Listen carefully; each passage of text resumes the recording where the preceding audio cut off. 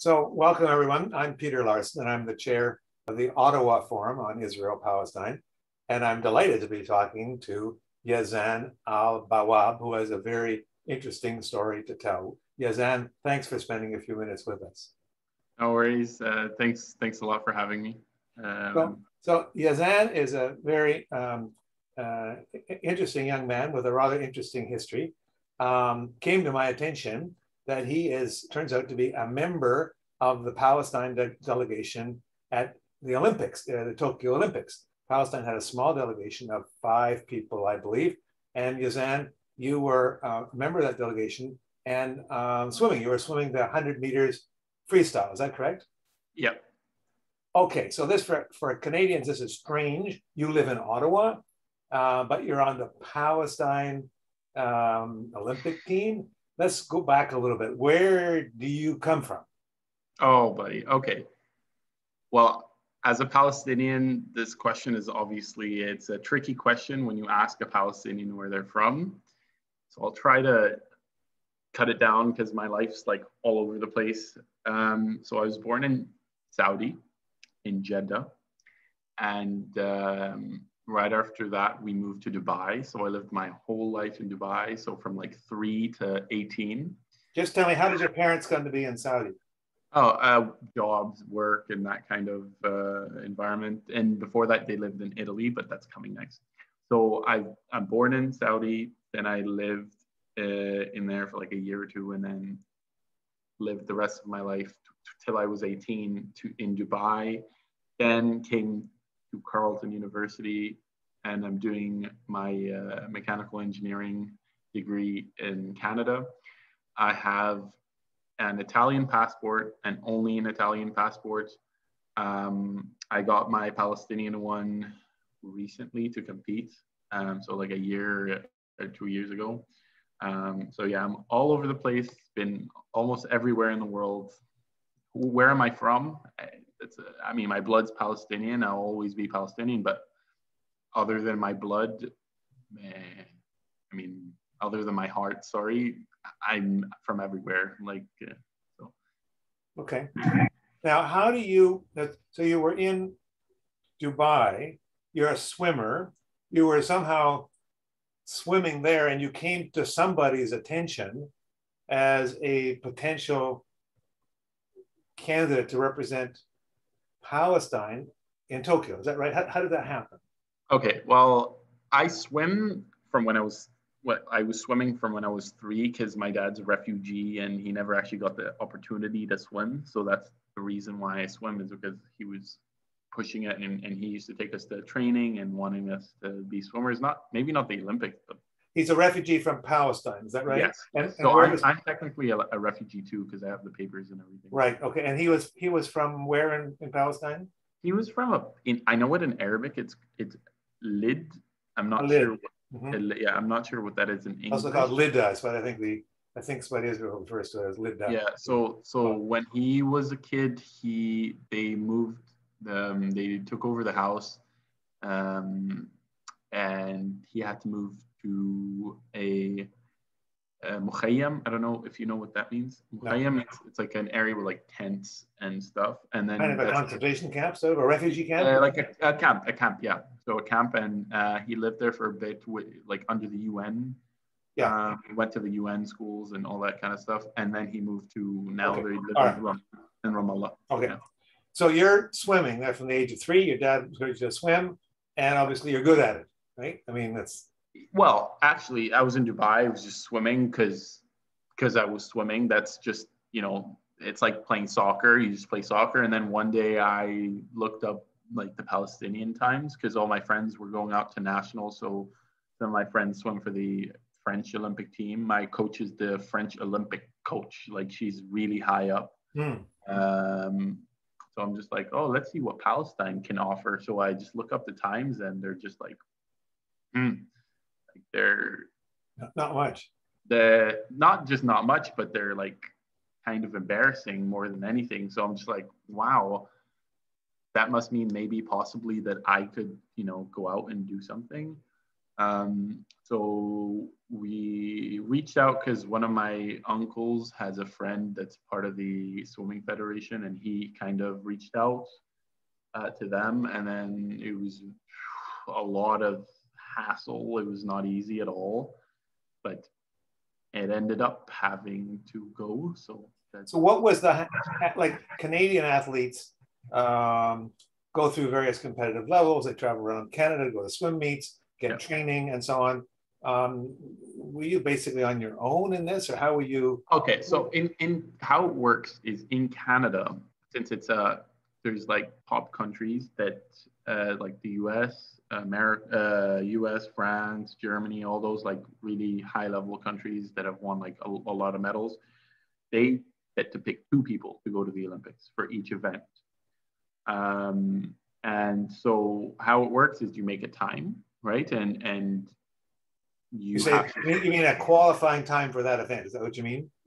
No. So you firstly have to make the qualifying time for nationals in Canada. And that's like a meet that they do right before the Olympics, right? And then you make that time, you can get in to nationals. You have to make the finals of nationals and get top 2, and the top 2 get to go. And even if the top 2 don't make the Olympic cut, they don't go at all. So that's what happens to a Canadian swimmer. A Canadian. What about you? So I'm a little bit different because Palestine does not need to make the A time. There's an A time to make and there's a B time to make. So for me, I struggled to make both, right? Because I was doing, school and whatever. So what ended up happening is they take the highest ranked swimmer in the country, right? So hang on a second. So you're in Dubai. Yes. You don't know what other Palestinians in other countries you might be competing against, if any. You don't know that, right? I've never even, when I went to compete in the World Championships, I was alone. I didn't even have a coach. Okay. I know, but like, by having a coach, that means you have to send someone out. You have to pay for their ticket. You have to pay for their salary. You have to pay for what, blah, blah, blah. Palestine, we're not in a position to, they're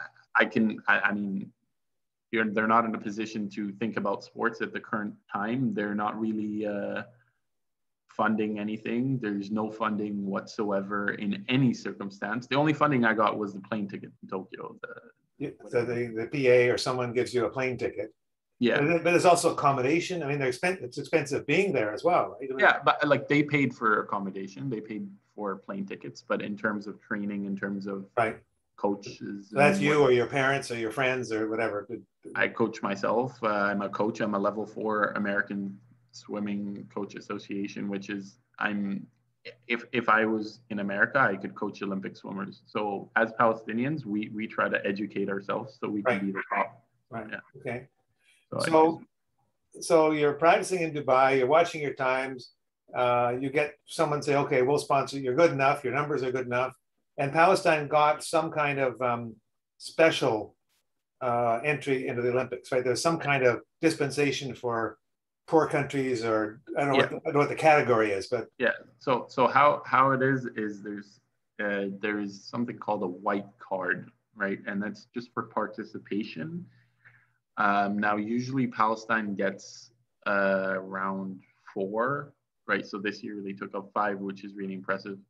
But usually they get around 4, and what happens is usually, since it's a really corrupt system, they pick whoever they want, like the association picks whoever they want and they get to go.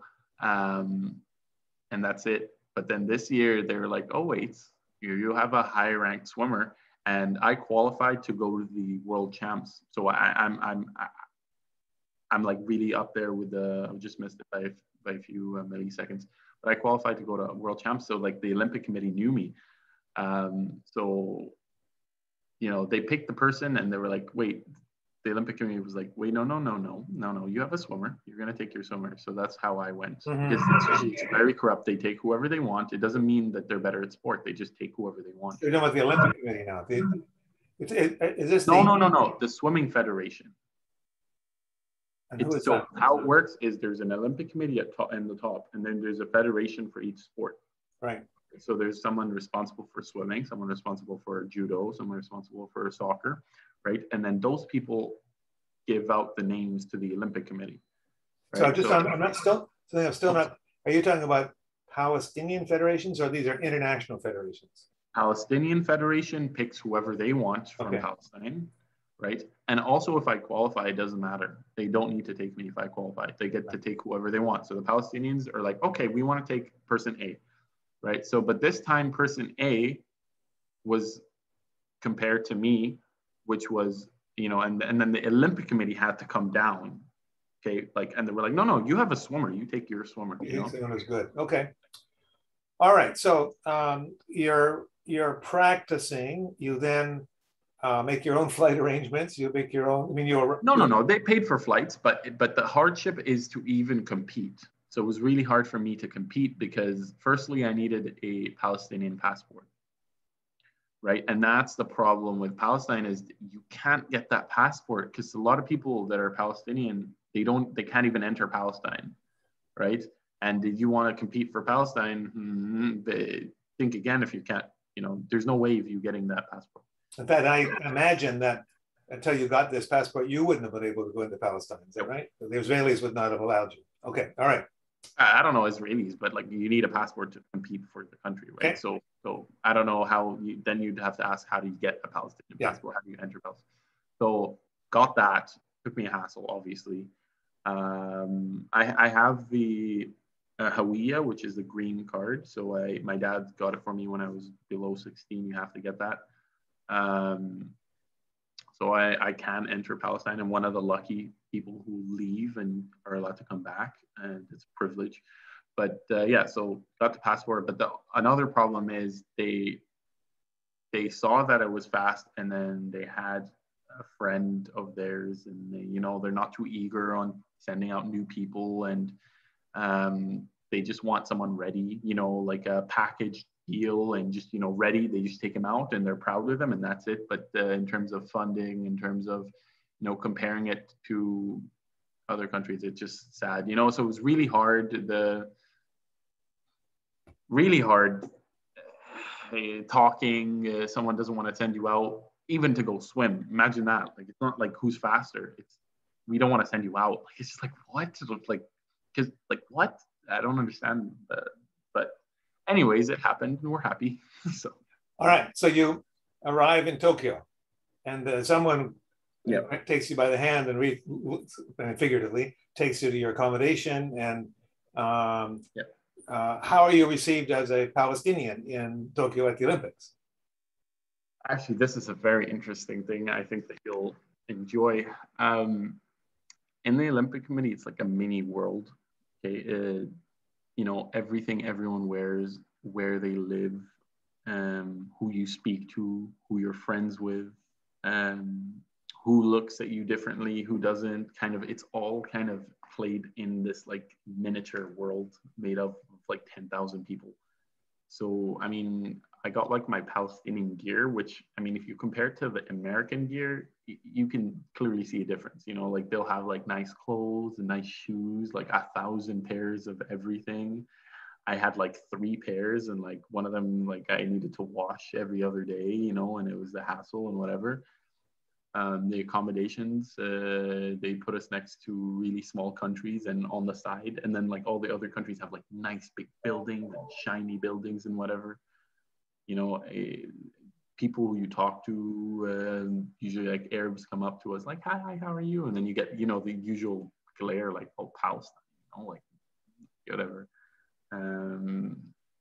You got people, the occupationalist people, whatever you want to, how do you refer to people from Israel? Because usually some people don't classify Israel as a place. So how do you refer to them? I refer to as Israel, and that's it. Okay. Well, some people, I don't know if I offended some people by saying Israel and whatever. But no, I'm a Canadian, so as far as I'm concerned, Canada recognizes Israel. Okay. Israel is recognized at the United States, at the United Nations. Its status is questionable, but it's there for sure. Yeah. So I mean, I don't know. I don't like to get too political, but if someone's offended, I'm sorry. But yeah, no, like you can clearly see how. I mean, it was really weirdly placed because all our seatings were next to each other, and it was maybe just one thing to do is like to separate two people, like two countries that it's clearly they don't care. But I mean, everyone was Your seating was next to whom? To the Israelis. They sat you next to the Israelis. I said, okay. Yeah. Interesting. I mean, we eat in the same dining halls, but Right. I mean, the seating positions, they're a little bit too much, like, and we get on, like, everything's normal. I mean, it is sports. You go there to play sports. You don't go there to make politics, but you could also argue the other side of the coin, which is how do you dismiss a lot of things just because it's sports, if that makes sense. Now, I mean, I don't like to be political again and not crossing any lines or anything, but you're just there. You get instructions not to speak or take photos to anybody with anyone, because I mean, if you take a photo with a wrong person, it could end up on social media, and back in Palestine, it won't be the greatest deal. So the warning for that came not from the International Olympic Federation, but from your own Palestinian Federation. Is that right? So be careful.